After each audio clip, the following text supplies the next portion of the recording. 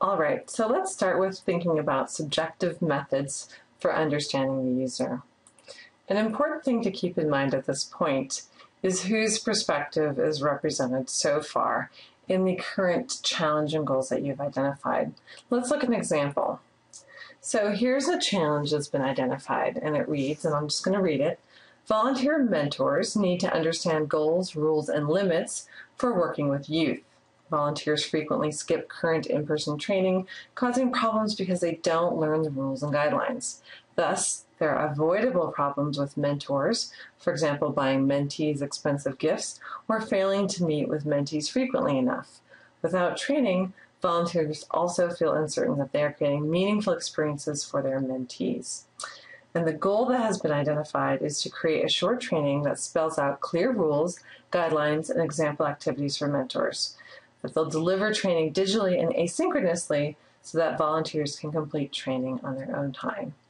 Let's think about this for a second. So what assumptions are really implicit in this challenge and in this goal? Well, we see that the volunteers apparently are frequently skipping in-person training, so they're not getting enough people at in-person training. This challenge assumes that if the volunteers were to attend this training, that they would learn the rules and guidelines, and that they would also feel certain that they are creating meaningful experiences for their mentees. So there's an assumption that the in-person training is effective, and that the in-person training provides volunteers with the information that they need to be highly successful volunteers. And there's a goal here, and the goal is basically that things need to be clear and simple, that it needs to be short, and it needs to be digital and asynchronous. So they seem to be assuming that potentially the in-person training takes too long and is not offered on a convenient schedule. So let's think about what might happen if we went and talked to a couple of volunteers. So let's start with Edith, who's a volunteer, and let's say at some point in your interview with Edith, she says, well, I did attend the in-person training, but it was really dry and boring. Plus, it didn't seem to help that much. The examples they used were silly, like, don't buy your mentee a computer. I can barely afford my own computer, like I'm going to buy one for the kids. Plus, their ideas for activities were like anything. They basically said do anything with the kids, that it's all about spending time with them so they have a good role model, et cetera, et cetera. But I'm like, well, do you have a list of free or low-cost activities, or do you have ideas about what we should be doing where I actually provide some good modeling instead of like just sitting there in a movie with them? So if that's Edith's experience, is there a disconnect between the challenge that's been identified by the stakeholder and that by the user? Well, I think there's a few things going on here. So Edith did attend the in-person training, so this calls into question the assumption that the in-person training is very helpful and would avoid problems. It also seems to suggest that the in-person training doesn't have all the information that volunteers really want and need. Let's look at another example. So this is Jacob. And Jacob says that he couldn't attend the in-person training, but I looked at the handouts. It seemed okay. A long list of rules for child safety and stuff. I just glanced at it and figured it wasn't that important. I mean, I know how to mentor a kid, and I know the basic rules for child safety. I have 4 kids of my own, so I'm comfortable with them. Sometimes I just bring the kid along when the family all goes to the park to play football. So this would be an interesting case for you as a designer. So this is a very different experience, someone who did not attend the training, but was able to get some information anyway. So you'd want to know what kind of information that was. You also could assume that there's some very different sort of knowledge and experiences at play with your user group, and your user group in this case is volunteers. So you'd want to find out more about what kinds of things that Jacob is doing with his mentee, and whether or not these are the kinds of things that the actual stakeholder would consider to be effective and useful activities. Like, what kinds of things you need to know from users in order to figure out what to design and where the problems are? Well, you need to understand more about their values, their background, the context of when and how they'd be using knowledge or skills, or even using some kind of system. What existing understanding they might already have, so their prior knowledge of the kinds of things that are important to your system. If they have any previous training or have attended any trainings, and what was their experience with it. Prior experiences not only with the training, but also with doing the activities, using the system, or being assessed on outcomes, for example. You like to know their current practices, their successes and problems, as well as their advice potentially for others, and what they think they actually need, where things are not meeting their current needs. So if you look at what we've addressed here, it goes from very broad values to very specific advice and needs that are relevant to the system.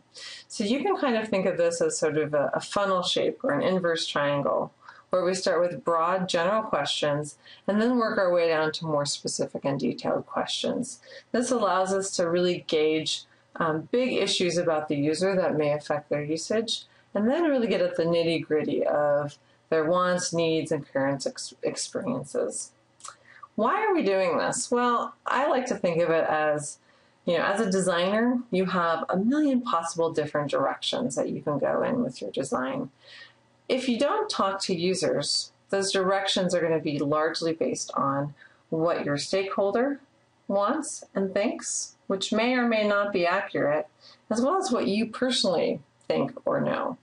This, again, may not be accurate because we all have very individual experiences. So you need to know a lot more about the person that's actually going to be using the system, what kind of prior knowledge they have. This affects things like the kinds of organization you might use, the level of language that you're going to use, the amount of time that they have to devote to training. Do they have 5 minutes at the end of the day, or are they going to sit down for half an hour? What's a reasonable session length? How frequently? How much? What processes must be supported? So how are they working? How are they thinking? How's the system going to fit with that? Is there anything that really your system has to have, or the users will reject it? Things that are really necessary and helpful for the user. And what are their motivations? Where can you meet them halfway? Where would they perceive the value of the system? Would they perceive the value of the system? How much tolerance do they have for frustration? All of these things affect the kinds of designs that you'll consider, as well as the different features that you'll implement. So when we talk about subjective methods for understanding user experience, we want to focus on users' perceptions, their beliefs and habits, their priorities and values. This is going to allow us to understand why. So why are we designing what we're designing, as well as what to design?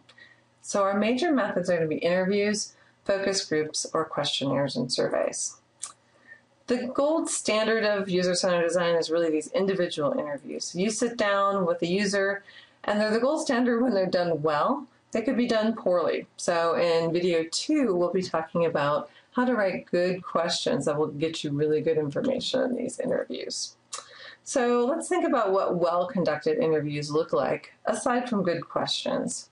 Well, first of all, you want the user to trust you, to be talking and actually giving you information. So we have to make them comfortable, make it clear that this isn't a test or a judgment against them. We want to use open-ended questions that target understanding them. So we want to hear rich ideas about their experiences. We want to hear concrete examples. We want to really understand that person, not just get sound bites from them. The participant does the majority of the talking. Partly getting them talking requires getting them comfortable. And usually we're going to use audio and video for later review. You simply cannot write down and take notes on as much richness as you're going to get from your participants. So you want to be able to record what they're saying. The pros of interviews are their richness. You're going to get tons and tons and tons of data. Sometimes it's hard to manage, but we'll cover that in a later class. You're going to get lots of individual perspectives, so you get some diversity in what you hear and the examples that you hear about. There's opportunities to follow up. You don't have to stick strictly to one specific type of script, so you'll be able to ask additional questions and get additional answers. And it's pretty comfortable. When you make them comfortable, they usually enjoy talking to you, and this makes them feel like a valued part of the design process. Cons can be that it's very time consuming, so sitting down with one person for usually about an hour is very expensive for the client. The data is qualitative, so you have to work hard to make sense of it in ways that will inform the design and not just overwhelm you as a designer. And the results can be somewhat subjective. You have to work to make sure that you don't place undue influence on certain anomalies or certain things that resonate with you.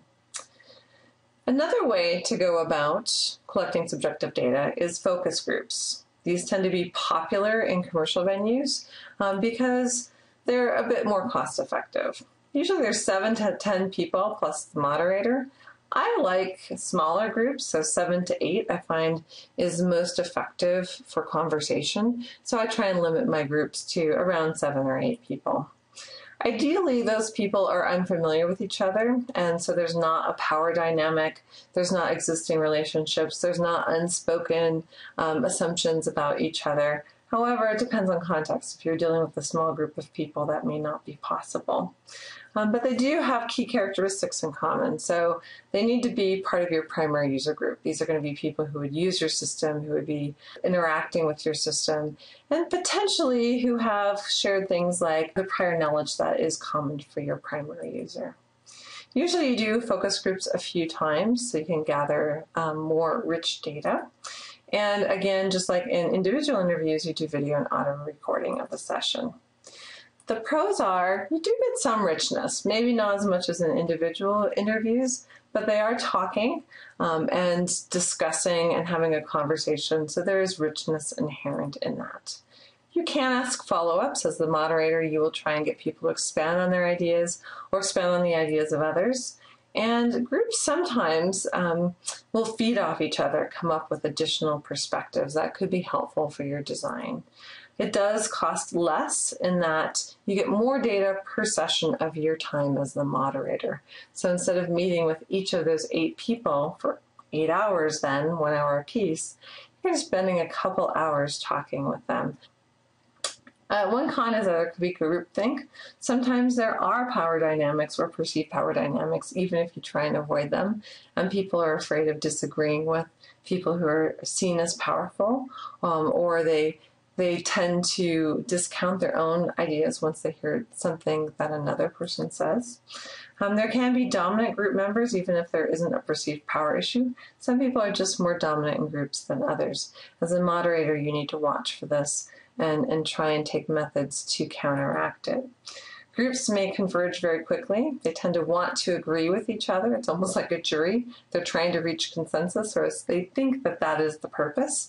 So they very quickly come to an agreement about what they want or need, whereas it may not be as simple as they'd like it to be. Users may constrain their responses, so they don't want to be the oddball. So that's part of converging too quickly, is that users who think then that they're not going to be in the majority or they're too different from others won't speak up. If you're going to use a focus group, here are some tips. Now, we should note that we talked about interviews being the gold standard. If you can't do in-person interviews, we recommend that you do phone interviews or Skype interviews. If you must move to focus groups because you can't get to enough people with individual interviews and or there are time or cost constraints, then focus groups would be the next level of attack. So here are some tips. Don't schedule more than 10 people, and in fact, like I say, 7 or 8 is more ideal. Plan for the session to take 1.5 to 2 hours. That's going to include some time for setup, for people who are late, for introducing each other. So if you have an 1.5 hour session, you probably get an hour of really good talking time. Write questions using the same rules as interviews, and again, those are covered in the next video. You want to encourage additional contributions. So say things like, who can add to that? Or does everyone accept that? Or who can offer an alternative perspective? These are good methods to try and get around dominant players in the group, or to make sure that you're actually soliciting and showing that you value other ideas or other kinds of contributions. So trying to avoid the group converging too fast. At the very end of the session, asked, have we missed anything? Because it's always possible that your questions didn't cover something that one or more of those people consider essential to the topic, and that gives them an opportunity where you're soliciting their ideas and asking them for that feedback. Questionnaires and surveys tend to be popular in commercial venues. People like to turn to these first. I recommend you turn to them last. There are distinct disadvantages in getting a rich understanding of your users. However, sometimes it's necessary just because of practical considerations. There's lots of popular online tools. I've used many of these. SurveyMonkey, especially if you get one of the professional paid accounts. Google Forms is very useful for collecting online data. The University of Utah, I believe, has a subscription to Qualtrics. I haven't used that one personally, but I've heard good things about it.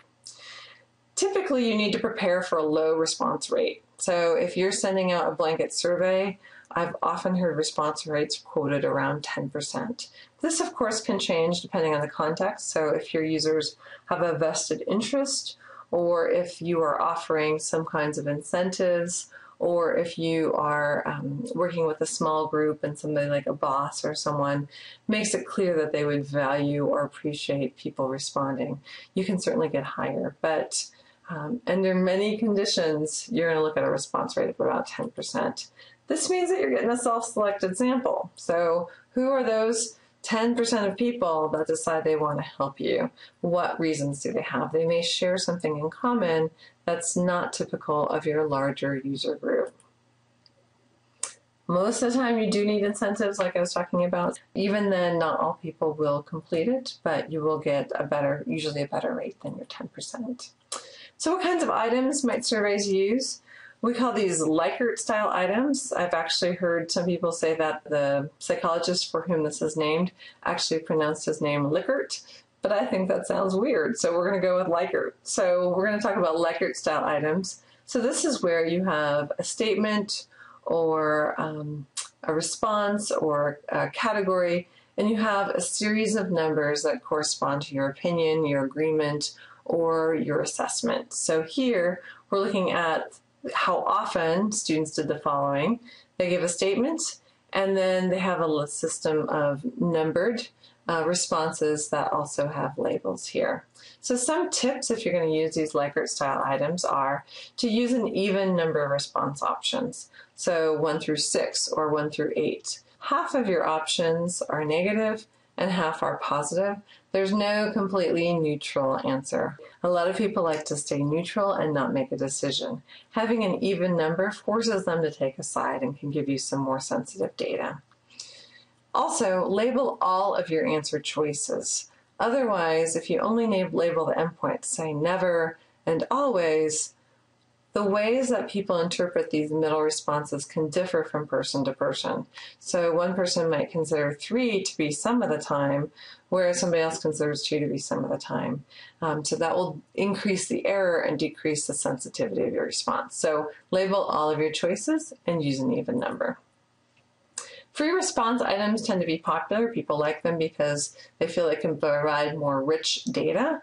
Unfortunately, a lot of times people just either skip these or provide very, very brief responses.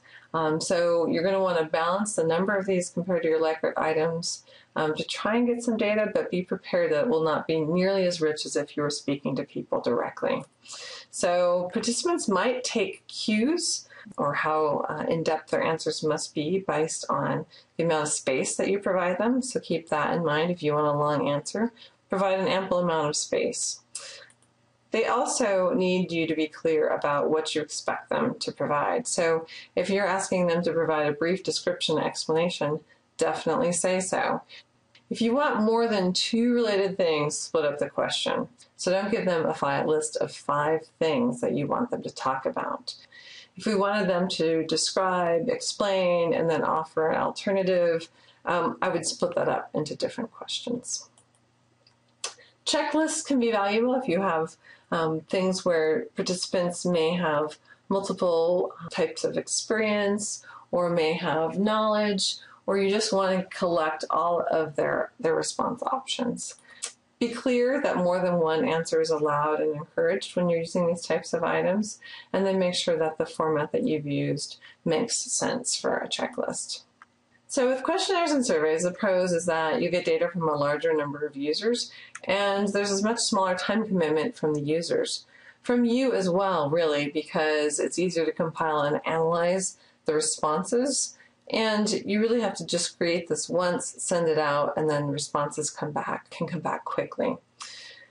Unfortunately, you're going to get a lot of terse and edited responses. People aren't going to have the stops and starts and naturalistic flow and go into the kind of depth that they will when they're talking. It's just much harder to type, and people tend to want to edit themselves. So you're going to get limited richness from these. So use it when you're trying to gather a lot of more specific kinds of data. There usually is a lack of user commitment, so people don't really want to do these. It's probably not that much fun. So they're going to give you sort of the briefest and least investment that they can, even when they're sort of being incentivized to complete the survey. As a result, you may have difficulty interpreting the questions and responses, so you might have a hard time figuring out what they mean when they say, well, I wouldn't really like to use it that much, but I do because it's required. Required by whom? What do they mean by liking it? Is it inefficient? Is it ineffective? So as a result, understanding why is often not possible or very limited. And that's why we say use questionnaires or surveys only as a last resort.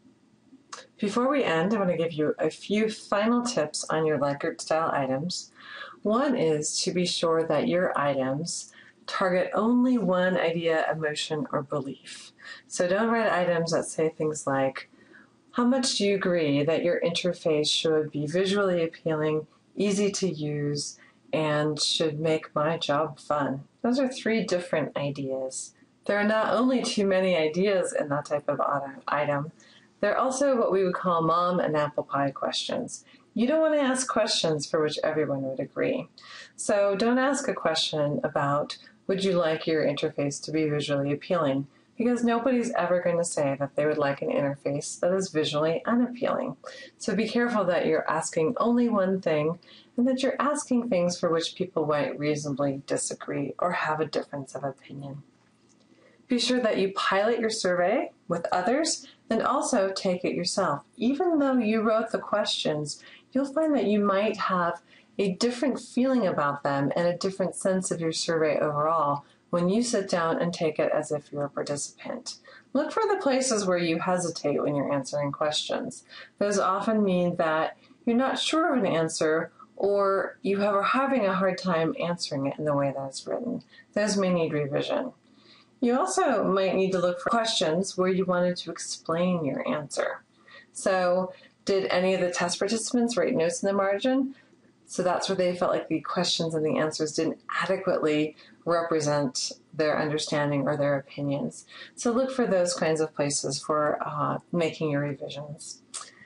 Finally, just ask yourself which questions were the hardest to answer, the easiest, and look for any unexpected answers, especially in the free responses from others. Sometimes others interpret your questions very differently than the way you intended. So this is the end of part 1.